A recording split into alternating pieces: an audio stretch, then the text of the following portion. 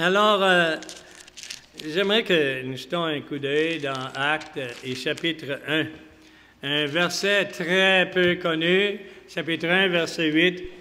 En réalité, c'est un verset sur lequel j'ai souvent entendu des prédications sur une partie du verset ou sur une autre partie du verset, mais rarement de tout le verset ensemble.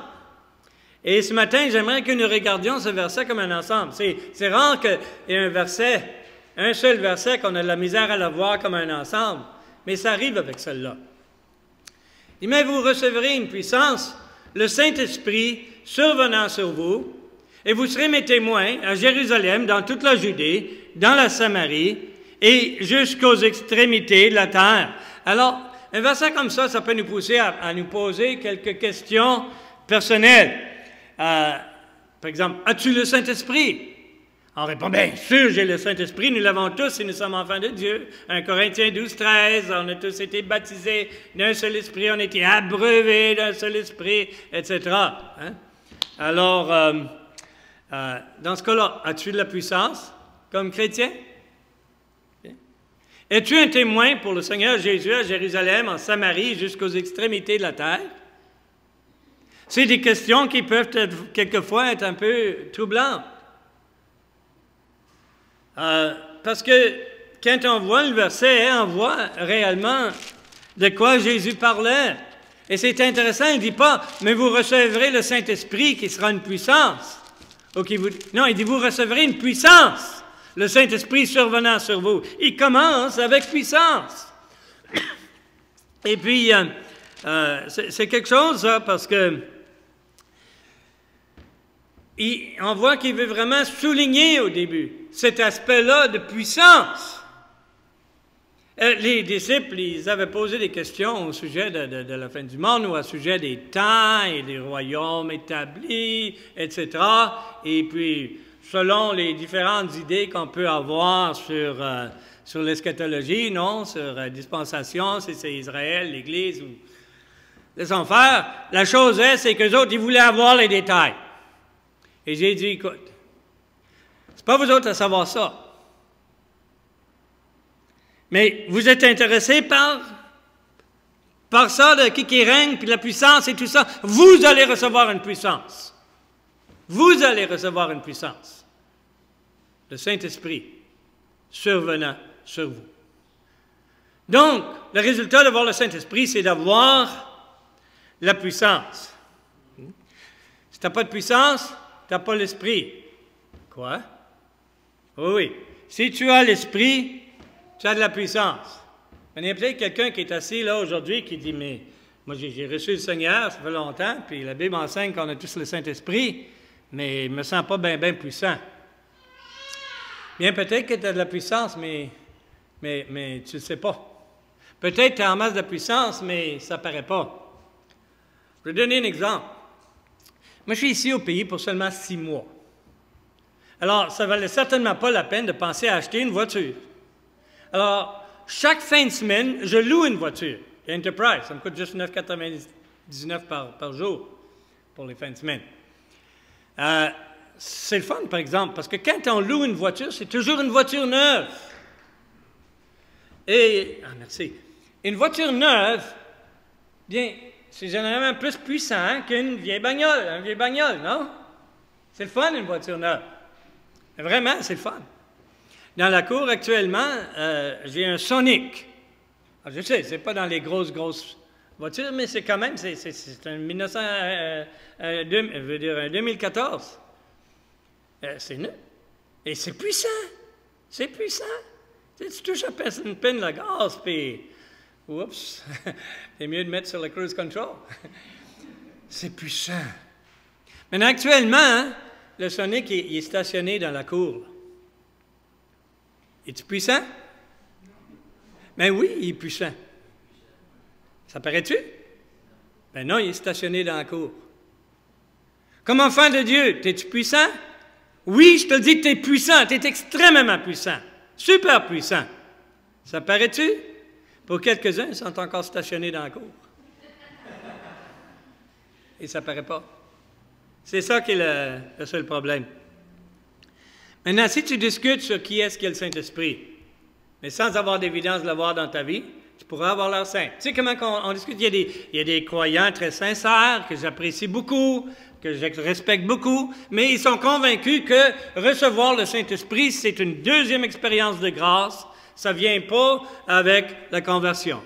Je ne suis pas du tout d'accord avec eux dans ce point de vue-là. On aurait peut-être d'autres choses à apprendre, mais ça, là, je crois qu'ils sont en erreur. Alors, nous, les baptistes, nous croyons, et je suis convaincu que c'est biblique, que nous recevons le Saint-Esprit quand nous sommes sauvés, quand nous sommes convertis. OK. Avec ça, on est d'accord. Mais on peut embarquer dans une discussion avec des gens qui ont l'autre point de vue. Et on discute, on devient bleu dans la face pour prouver notre point, que ce soit d'un point de vue ou de l'autre. Mais si on ne montre pas de puissance dans notre vie, là, excuse-moi, mais on peut avoir l'air niaiseux. T'sais. Vraiment, là. Comment discuter sur ça quand on ne montre même pas l'évidence? Alors, tout croyant a le Saint-Esprit. Ça c'est sûr. Je ne vais pas prendre le temps de le prouver, là. J'ai mentionné 1 Corinthiens 12, 13. Mais vous pouvez demander à votre pasteur si vous avez des questions là-dessus. Mais tout croyant a la puissance. Mais est-ce que toi, tu peux démontrer que le Saint-Esprit est en train d'œuvrer dans ta vie pour que toi, tu aies la puissance pour vivre en sainteté, pour croire, pour prier, pour témoigner aux autres? Est-ce que tu peux vraiment démontrer ça dans ta vie? Ou est-ce que tu es encore stationné dans la cour? As-tu, ou je devrais dire, est-ce que tu démontres cette puissance? OK, ça c'est le premier aspect. Le Saint-Esprit est une puissance. Si tu as le Saint-Esprit, tu as de la puissance. Mais le but du Saint-Esprit, pourquoi il est venu? Pourquoi est-ce qu'il nous a été donné? Il n'a pas été donné pour qu'on ait de la puissance. Ça, c'est juste, il est une puissance. Mais ce n'était pas le but, OK? Le Saint-Esprit n'a pas été donné dans le but de fomenter notre communion fraternelle. Mais, gloire à Dieu, le Saint-Esprit nous aide à avoir une vraie communion fraternelle et c'est très important. Le Saint-Esprit n'a pas été dans le but de nous donner des dons. Quoique, gloire à Dieu, il donne des dons pour nous aider à servir dans l'Église, à nous tous. Des fois, on ne sait pas quel est le nom du don, mais on a des dons. Et puis on peut servir. Et c'est ça qui est important. Est-ce que le Saint-Esprit a été donné dans le but qu'on produise le fruit de l'Esprit? Non, le fruit de l'Esprit, c'est la preuve qu'on a le Saint-Esprit. Mais le Saint-Esprit a été donné dans un but très clair. C'est que nous soyons des témoins pour Jésus dans le monde. Ça, c'est le but. Ça, c'est le but. OK? Je ne suis pas en train de dire que les autres choses sont moins importantes, tout au contraire. Mais il y a une différence entre la nature de quelque chose, l'épreuve de quelque chose, et le but. Et le but, c'est que nous soyons des témoins. Juste en passant, vous avez peut-être entendu la phrase, une phrase que je n'aime pas du tout. Moi, je témoigne en tout temps, et quand c'est absolument nécessaire, j'utilise des mots. J'aime pas ça. Excuse-moi, là, mais ça m'a l'air arrogant. Je vais vous expliquer pourquoi. Jésus a toujours utilisé des mots. Puis je pense que sa vie était quand même pas trop pire, hein? Pierre utilisait des mots. Paul utilisait des mots. Alors, ta vie chrétienne va appuyer ton témoignage. Mais sans les mots, tu n'es pas en train de témoigner. OK? Sans les mots, tu peux te leurrer, c'est correct, mais sans les mots, sans les paroles, tu n'es pas en train de témoigner.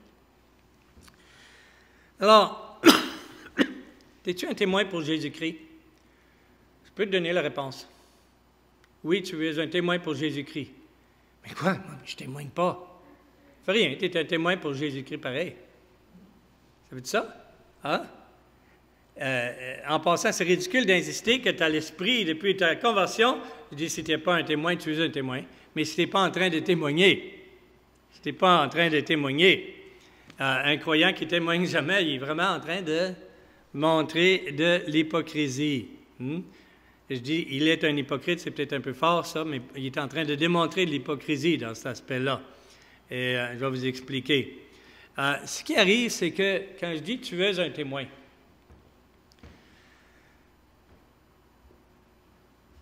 On sait qu'est-ce que c'est un témoin. Vous avez vu des procès à la télévision, des histoires avec des procès. Je ne sais pas si un procès, ça se fait pareil, mais comme ça, mais c'est pas grave. Mais l'important, OK. Imagine que ici, à Saguenay, il y a un crime terrible qui s'est fait. OK? Au moment du crime, toi, tu étais en train de visiter chez moi à Drummondville. Tu étais avec moi, on ne suit pas ensemble. Au moment du crime. Mais pour une raison ou l'autre, il y a des gens qui pensent que c'est toi qui l'as fait, tu es accusé du crime. Tu vas passer en cours pour répondre pour le crime. Est-ce que moi, je suis un témoin que tu es innocent? Oui. Maintenant, ça ne fait pas mon affaire d'aller parler pour toi. Ça me gêne de parler pour toi. Et ça me gêne, puis je m'en fous de toute façon, tu sais. Est-ce que je suis un témoin? Oui, je suis un témoin. Je suis un témoin pareil. Mais mes amis, moi, vous êtes des témoins, tu sais, ce que je fais, c'est un crime, hein? Ce que je fais, c'est un crime. De refuser d'aller témoigner pour toi. C'est un témoin qui refuse d'aller témoigner pour toi. C'est horrible, ça. Alors, je suis un témoin, mais je ne témoigne pas.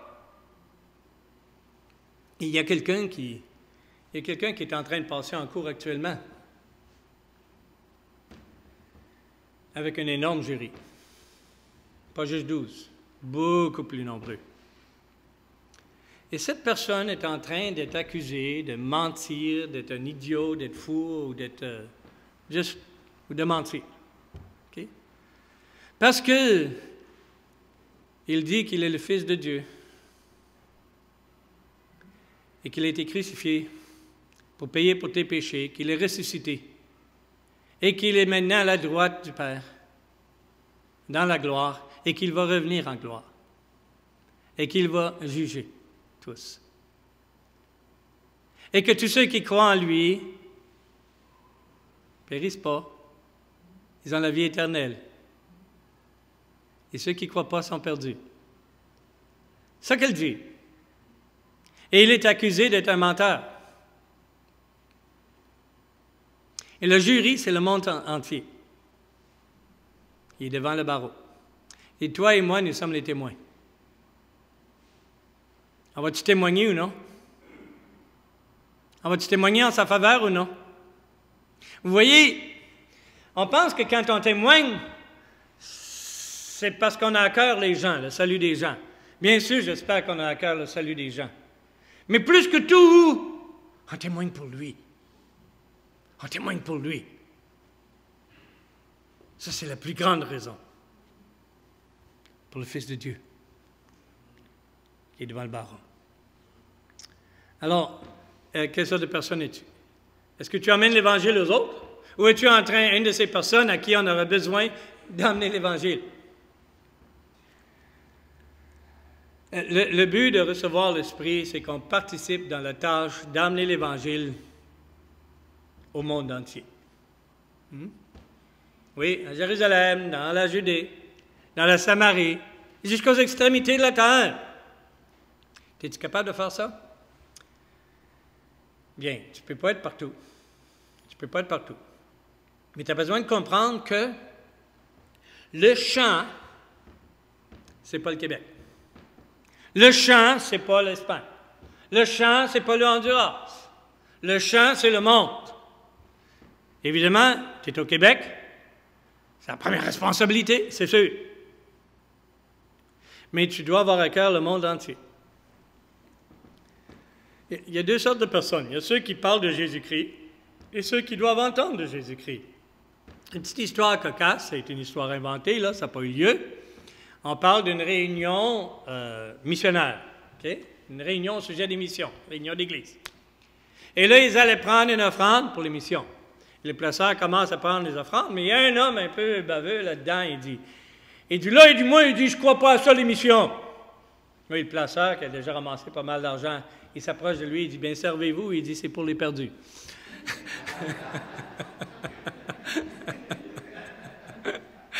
Mais c'est ça. Dieu veut que tous entendent. Dieu veut pas que personne se perde. Hein? Dieu veut que tous entendent. Et puis, il y a des gens, des fois, qui disent, les chrétiens disent, oui, mais c'est injuste que Dieu juge les gens qui n'ont jamais entendu. C'est-tu Dieu qui est injuste? Ou c'est-tu l'Église qui a été appelée à aller vers eux autres qui est injuste? Nous, comme croyants, nous sommes injustes, n'est-ce pas? Les missions internationales, les missions interculturelles dans ton pays, à l'intérieur de ton pays, sont ton affaire aussi. Okay? On n'a pas besoin d'aller loin là, pour atteindre d'autres peuples différents. Vous savez qu'autrefois, moi, il y a 20, 30, 40 ans, on priait pour les pays musulmans. Oh Seigneur, ouvre des portes parce que c'est tellement difficile d'aller là. On ne peut pas juste aller là, commencer à prêcher l'Évangile. Ouvre des portes, Seigneur, pour que ces gens-là puissent entendre l'Évangile. On priait avec ferveur. Et là, dans les années 2000, Dieu commence à envoyer un paquet de musulmans par ici. Hein? Il y en a avec des voiles, il y en a avec sans voile, il y en a avec toutes sortes de manières. Il y en a avec des visages très foncés puis différents, puis d'autres qui ont l'air exactement comme nous autres. Mais quelle est notre réaction? Oh Seigneur, il dit, on est en train de se faire envahir par des musulmans, non! Renvoie-les, Seigneur! Mais le Seigneur, il dit, écoute, il dit, je vous avais prié que je vous ouvre des portes pour pouvoir apporter l'Évangile aux musulmans. Et vous ne pouvez pas aller là, ça veut que je vous les ai emmenés ici. C'est ça la chose. Je prends les musulmans comme exemple, hein, du n'importe quoi, là, tu sais.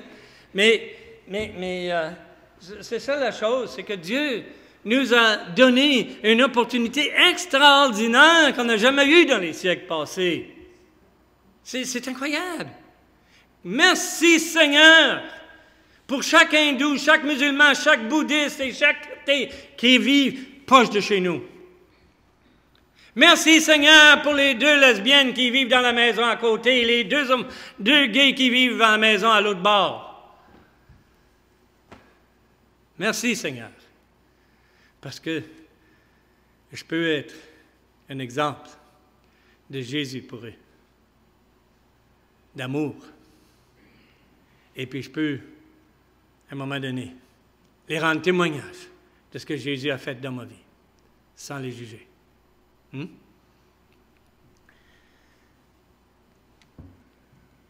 Seigneur nous a appelés au monde entier. Tu n'as pas besoin d'aller loin pour trouver un champ missionnaire, comme j'ai dit, dans ta ville, ton voisinage. Tu peux rencontrer des gens qui ont besoin de l'Évangile. En part de ça, il y a aussi des gens qui ne sont pas très différents de toi, là, dans leur manière d'être et tout. Et en même temps, tu as une responsabilité pour le champ missionnaire qui est le monde, de prier, donner. Étant prêt à aller toi-même si le Seigneur t'appelle à aller. La grande majorité, Dieu n'appelle pas à aller ailleurs, parce qu'il y a besoin de vous autres ici. Mais si le Seigneur t'appelle à aller aussi, d'être prêt à y aller. N'est-ce pas? Et c'est dans ce but-là, mon frère et sœur, que tu as reçu le Saint-Esprit. Que le Seigneur vous bénisse.